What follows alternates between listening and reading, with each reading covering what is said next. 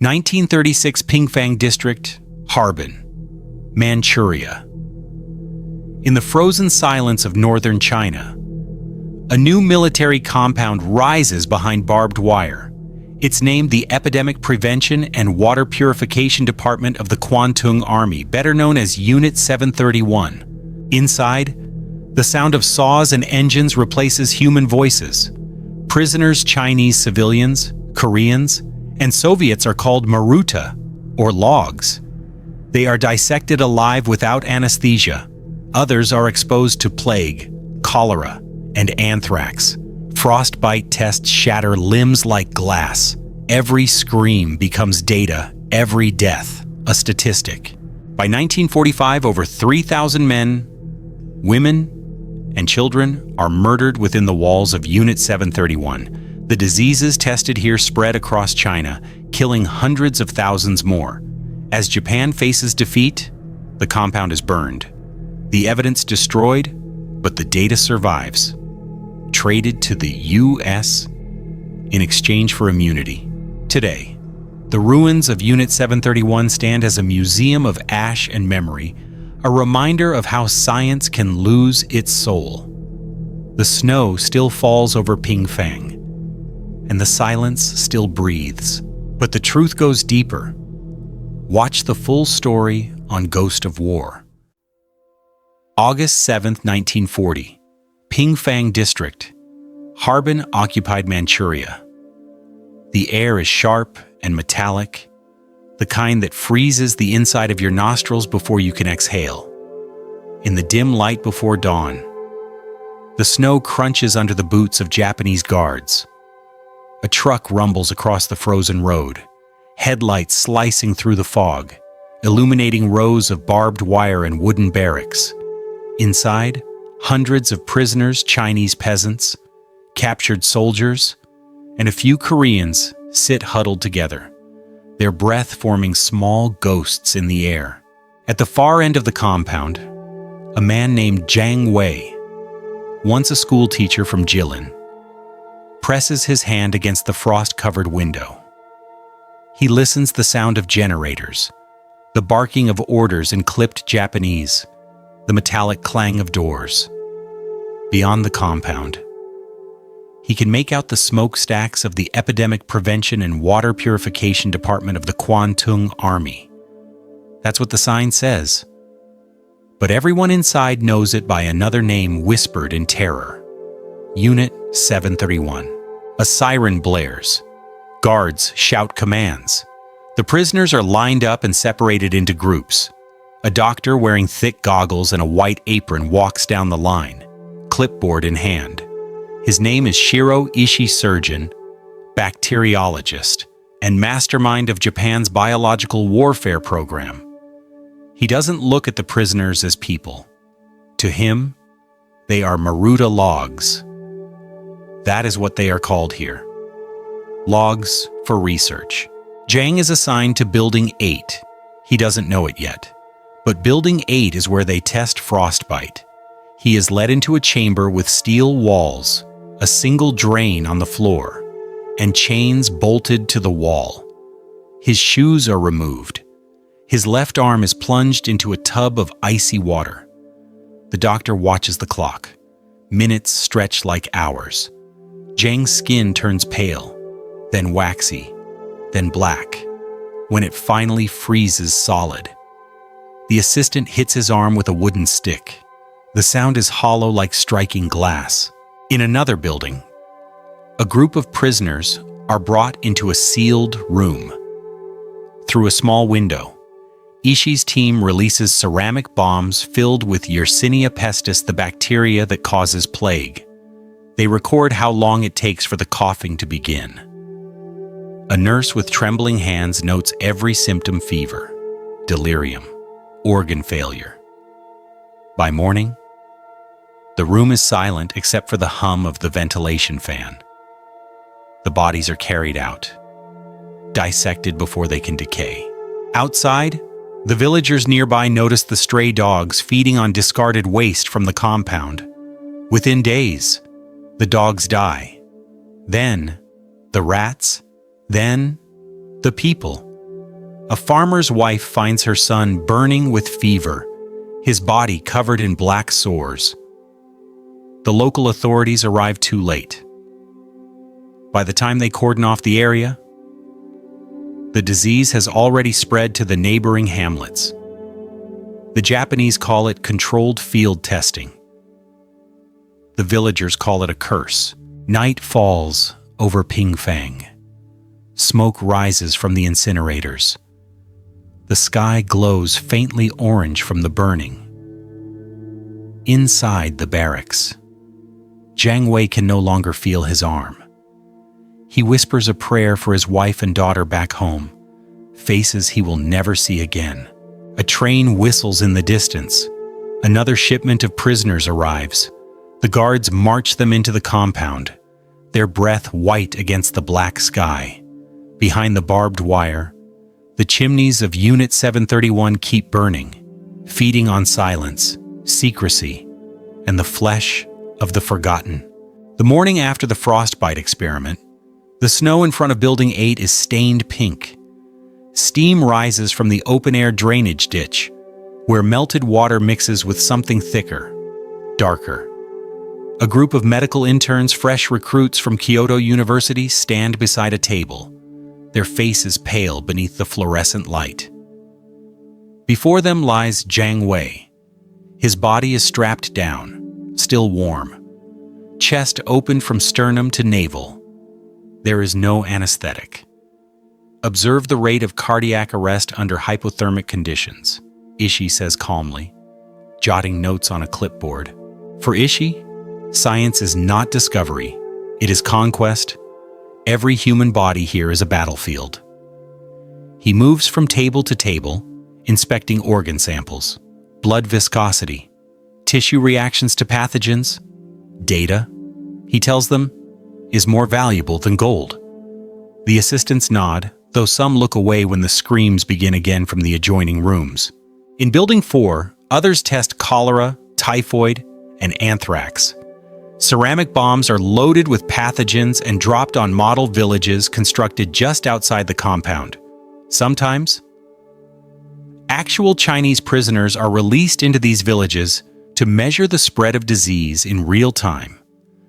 Aerial photographs capture the progression, dark stains spreading through the snow like ink through paper. By 1942, the experiments expand to the field. In Zhejiang and Hunan provinces, Japanese planes drop plague-infected fleas over civilian areas. The operation is labeled Ikatan, a field test for bacteriological warfare. Tens of thousands die, many in agony, their bodies uncollected, their towns quarantined and burned. Inside Unit 731, new research begins weaponizing diseases for military use. Rats from Manchuria are shipped to Tokyo laboratories. Blood samples are sent to Unit 1644 in Nanjing and Unit 100 in Changchun. The data flows upward, all leading to the Imperial General Headquarters. The young interns begin to change. At first, some vomit during dissections. Later, they eat their meals beside cadavers. They joke about logs and material. The dehumanization becomes routine. One intern later recalls, "We were told it was for Japan's survival, that their sacrifice would save millions. But no one ever believed it fully. We just stopped thinking." Outside, winter deepens. The compound expands, adding crematoria and refrigeration units. Ishii receives new orders from Tokyo. Prepared data for Operation Cherry Blossoms at Night, a plan to release plague-carrying balloons over California. The war has turned against Japan, but the experiments continue. Data is sacred. Evidence must be preserved, even if lives are not. On February 3, 1945, an air raid siren sounds over Harbin. American bombers pass overhead, distant, unseen. The staff of Unit 731 glance up for a moment, then return to work. The screams in Building 8 do not stop. August 9, 1945, Harbin, Manchuria. The sky is pale and heavy with smoke from the rail yards. News spreads through the corridors of Unit 731 like a fever. The Soviet Union has declared war on Japan. Within hours, the Red Army will cross the Manchurian border, inside the compound. Orders are shouted in panic. Generators roar to life. Trucks are loaded, and drums of gasoline are rolled toward the warehouses. Shiro Ishii stands in his office, a cigarette trembling between his fingers. On his desk lies a single telegram from Tokyo, the characters written hastily: "Destroy all evidence. Evacuate immediately." Outside, flames already lick the sides of Building 4. Paper files, tissue samples, glass slides, everything burns. In the underground lab, the air is suffocating. The young assistants pour formalin into tubs of preserved organs, then set them alight. The smell of burning flesh mixes with alcohol and disinfectant. Ash settles on their gloves like gray snow. One of them, Lieutenant Ota, hesitates as he looks at a notebook filled with blood test results. 10 years of data. He whispers, "Gone." Another doctor answers coldly, "Better ash than prison." They move quickly. Prisoners are herded into the courtyards, still half-dressed, confused. Some shout for water, others fall to their knees. None are told what is happening. In the chaos, guards begin shooting. Machine guns rattle in short bursts, echoing through the compound. The bodies fall silently into the snow, their blood freezing before it can spread. By dusk, there are no prisoners left alive. The remaining logs have been erased. Jiang Wei's cell, now empty, smells of cold iron and rot. On the walls, scratch marks remain where men once counted days with broken fingernails. A lone guard passes by, holding a torch. He doesn't look inside. No one does. That night, Ishii orders the release of all surviving laboratory animals. Thousands of infected rats scatter into the darkness, carrying with them the invisible remnants of plague, anthrax, and cholera. The disease spreads through the countryside like a final curse, killing indiscriminately soldiers, farmers, children. By the time the Soviets reach Harbin, the fires have consumed everything but the chimneys. When the Red Army enters Pingfang on August 15, 1945, the same day Emperor Hirohito announces Japan's surrender, they find a wasteland of ash and twisted metal. The laboratories are gutted. The dissection rooms are blackened shells. A Soviet officer steps into what was once Building 8 and finds a single scalpel melted into the table. The metal warped like a frozen scream. The Japanese staff vanish into the countryside, disguised as refugees. Some are captured. Others bribe their way home, using gold hidden in medical crates. Shiro Ishii himself disappears into Tokyo, carrying a locked briefcase filled with microfilm, the only surviving record of his experiments. Weeks later, American intelligence officers arrive in Japan. They know about Ishii. They know about Unit 731. The Soviets are already collecting testimony, preparing for war crimes, trials in Khabarovsk. The Americans make a choice. Instead of prosecution, they offer immunity in exchange for the data. Ishii accepts. The information from Unit 731 will become classified under the U.S. Biological Warfare Program at Fort Detrick, Maryland. And so, the truth is buried again. For decades, the victims of Pingfang remain unnamed, uncounted, unheard. The land around Harbin stays poisoned, the soil still holding traces of anthrax spores. Only fragments of testimony emerge, whispers from former doctors, records smuggled out by terrified nurses, and the haunted memories of Chinese survivors who watched their villages die.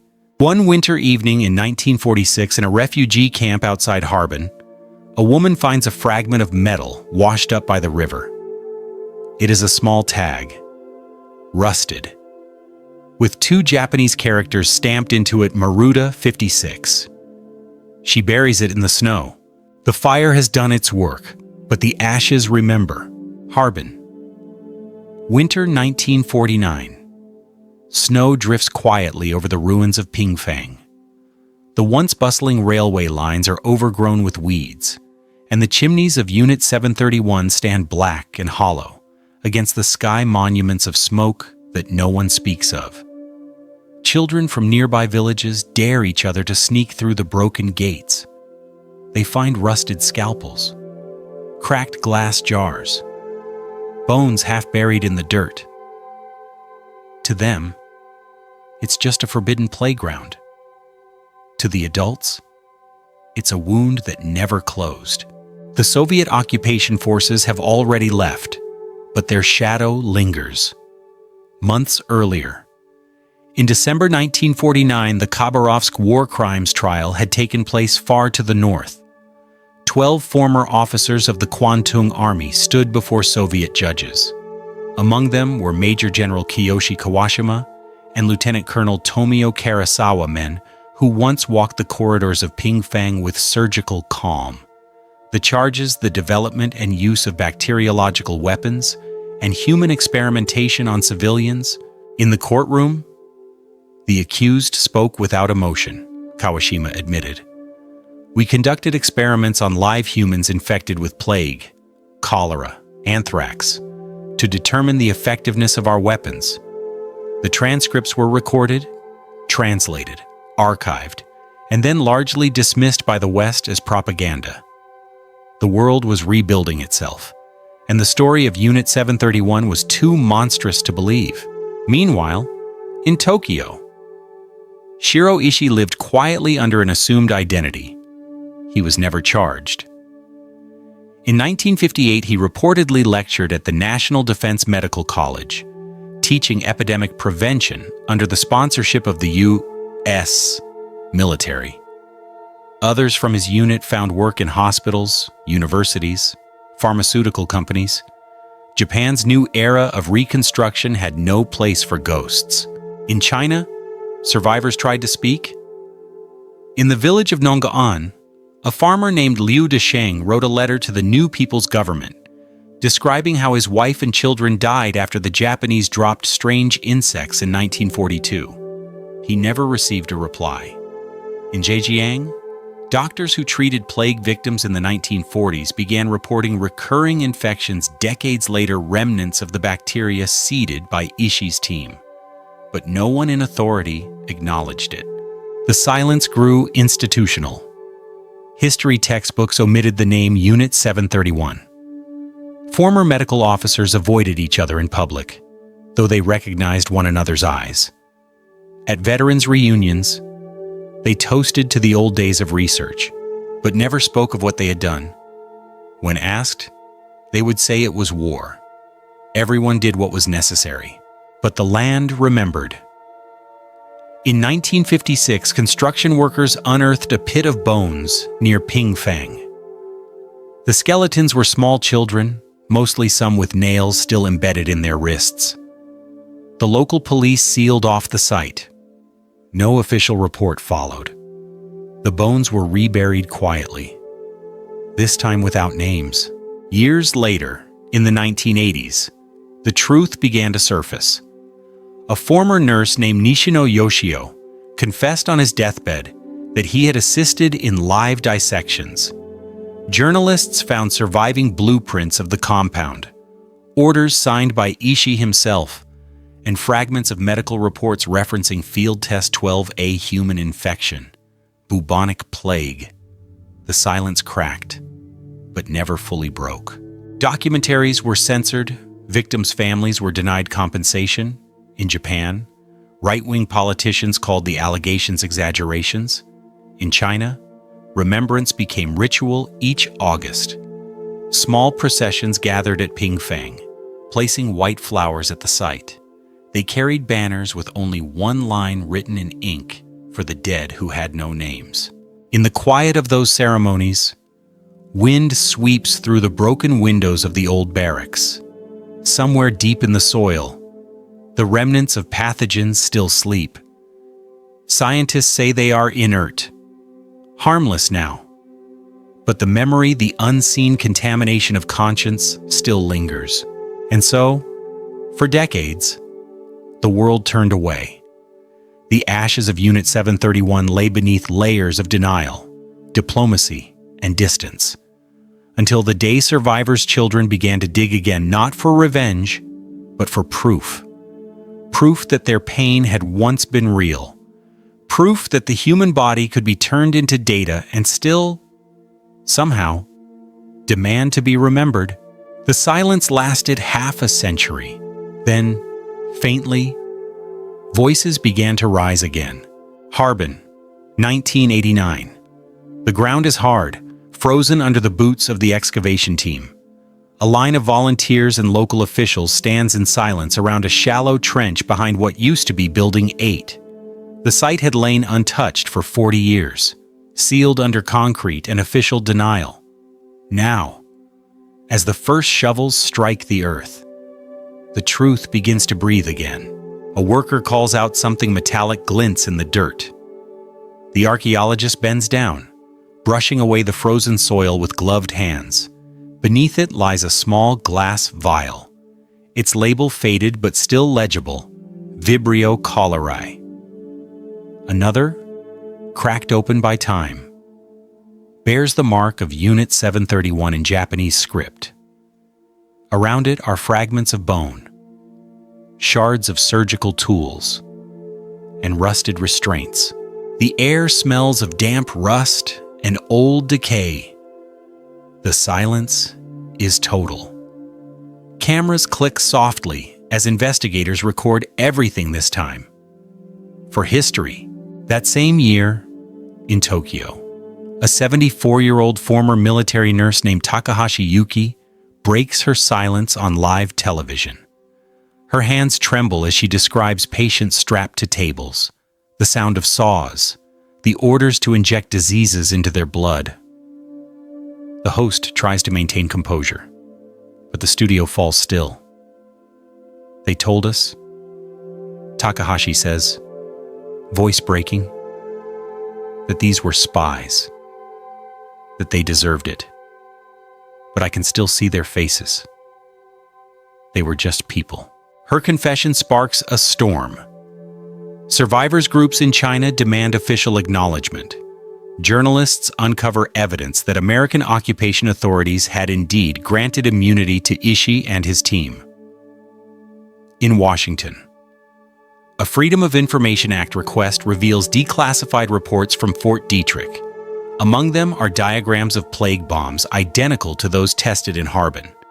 A memo, dated May 6, 1947, bears the signature of late coal mines Murray Sanders, recommending the acquisition of Ishii's data in the interest of U.S. defense research. The revelation is staggering. The horrors of Unit 731 had not been erased, they had been absorbed. In Harbin, survivors gather for interviews. An old man named Liu Hongqi recounts being a teenager when Japanese soldiers captured his village. They said they were doctors, he whispers. They gave my sister an injection. She screamed for 3 days before dying. They took her body away. His words tremble, but do not break. When asked why he chose to speak now, he says, because my grandchildren must know. Silence is how they win. In 1995, on the 50th anniversary of Japan's surrender, an exhibit opens at the Museum of Evidence of War Crimes by the Japanese Army Unit 731 in Pingfang.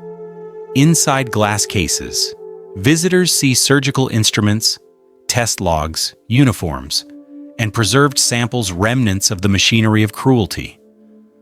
School children walk past photographs of doctors in white coats standing beside dissection tables. The captions are simple, factual, cold, because there is no language strong enough to contain what happened. Outside, old survivors lay flowers in the snow. They bow not only for the dead, but for those who never learned the truth of how their loved ones died. Across the sea, the Japanese government remains cautious, avoiding the word apology. Official statements refer only to acts of war. Yet among younger generations, voices rise: historians, journalists, activists demanding transparency. Documentaries air late at night, uncensored for the first time. Artists paint murals of shattered bodies and masked doctors. Writers publish diaries smuggled out from forgotten archives. The ghosts of Unit 731 have begun to speak through memory, through testimony, through the cracks of denial that time can no longer mend. And in those voices, something shifts. The story, once buried under diplomacy and dust, begins to live again not as vengeance, but as witness, because remembrance, too, is a form of justice. Between 1936 and 1945, it is estimated that over 3,000 men, women, and children were directly murdered within the walls of Unit 731. They were Chinese peasants, Manchu farmers, Korean laborers, Mongolian prisoners, and a handful of captured Russians. Yet the true number, those who perished from the biological weapons later deployed in the field, reaches far beyond those walls. Historians now estimate that up to 300,000 people may have died from diseases spread intentionally across Zhejiang, Hunan, and Yunnan provinces. The experiments at Pingfang formed the core of Japan's biological warfare division of the Kwantung Army, a network that extended to more than a dozen other units across occupied Asia: Unit 1644 in Nanjing, Unit 100 in Changchun, Unit 1855 in Beijing, and others operating in Singapore and Guangzhou. Each contributed data: frostbite resistance, germ incubation rates, vivisection recovery times, and plague dissemination techniques. Together, they built a system where human suffering became quantifiable, converted into graphs, charts, and weapon blueprints. After Japan's surrender, the reckoning never came. The Khabarovsk trials of 1949 prosecuted only a fraction of those responsible. The United States, eager to obtain biological warfare data before the Soviets, granted immunity to Shiro Ishii and more than 150 of his subordinates. Their research became the foundation of post-war American germ warfare programs at Fort Detrick, influencing studies in the Korean War and the later Cold War biological arms race.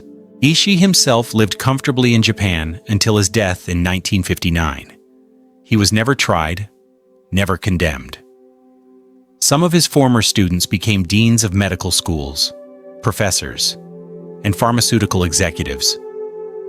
The silence was not only personal, it was institutional. The pursuit of scientific progress became a shroud for moral collapse. In the decades since, survivors and descendants have fought to restore the memory of the victims. In 2002, a Japanese court formally acknowledged the existence of Unit 731 but refused to issue state compensation. In 2018, previously classified military files were finally released, naming 607 members of the unit. Many of those names were followed by respectable titles: doctor, professor, chief researcher. History had disguised its own perpetrators. Today, the site of Unit 731 in Pingfang stands as a museum. The snow still falls there as it did 80 years ago. The barracks are reconstructed, the crematorium preserved. Tourists walk through rooms lined with surgical instruments, faded photographs, and glass tanks once used for experiments.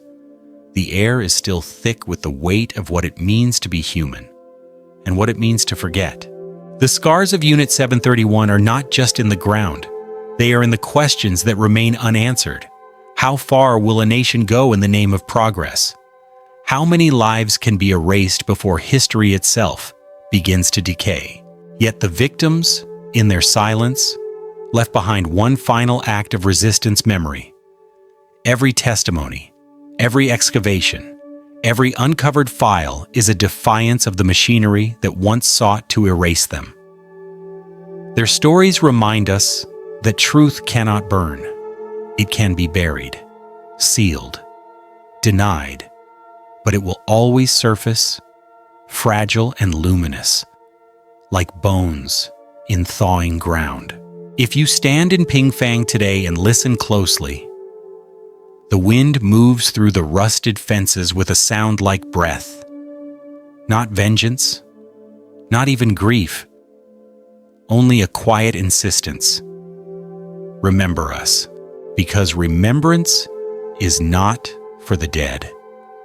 It is for the living, so that the next experiment in the name of humanity does not begin again.